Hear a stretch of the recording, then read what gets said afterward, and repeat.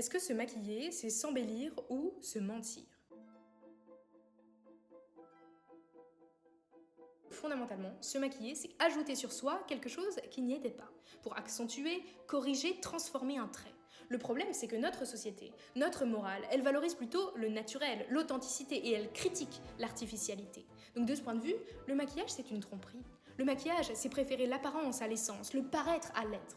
Mais je crois que si on s'arrête là, on passe à côté du vrai problème du maquillage. En fait, ce qui dérange dans le maquillage, c'est pas le maquillage en soi, c'est le maquillage qui se voit. Parce que le maquillage naturel, lui, il ne pose pas vraiment problème. Au contraire, il est même valorisé, encouragé par la société pour correspondre aux critères de beauté, mais toujours à la condition de ne pas avoir l'air maquillé. C'est très paradoxal parce que ça veut dire qu'il y a à la fois une critique sociale de la superficialité et une injonction sociale tacite à correspondre aux critères de beauté. Autrement dit, on reproche aux individus de ne pas se contenter de ce qu'ils sont, mais on leur dit à longueur de journée que ce qu'ils sont n'est pas assez. Et c'est là que Foucault devient très intéressant.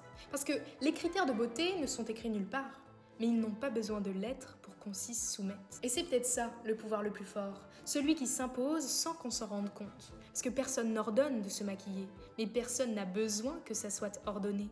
On sait ce qu'il faudrait accentuer, on sait ce qu'il faudrait corriger. Mais d'où vient ce savoir ? Comment une norme peut-elle être imposée sans même avoir besoin d'être énoncée ? Foucault explique qu'on est toujours, partout, entouré de regards. Et même quand les autres sont absents, leur regard est toujours présent. Pourquoi ? Eh bien parce qu'on a appris à se regarder comme les autres pourraient nous regarder, à se comparer, à repérer l'écart et à le corriger. Si on s'arrêtait là, on pourrait croire que finalement le maquillage n'est qu'une aliénation sociale, une injonction de la société qui se dissimule en choix libre de l'individu pour ensuite le faire culpabiliser de son désir de plaire et de se conformer, désir que la société elle-même lui a inspiré. Je crois qu'on ne peut pas s'arrêter là. Je crois qu'il faut aller plus loin. Parce qu'effectivement, on est façonné par des normes, par des habitudes, par des critères de beauté. Mais est-ce que être façonné, ça veut dire nécessairement être aliéné ? Foucault montre que le pouvoir d'une norme n'est jamais total. Parce que le pouvoir, ce n'est pas quelque chose qui se possède. C'est une relation entre des choses. Et une relation, ça évolue et ça se rejoue. Peut-être que la liberté, c'est pas essayer de sortir des normes, mais trouver à l'intérieur même de ce qui nous façonne un espace pour se façonner.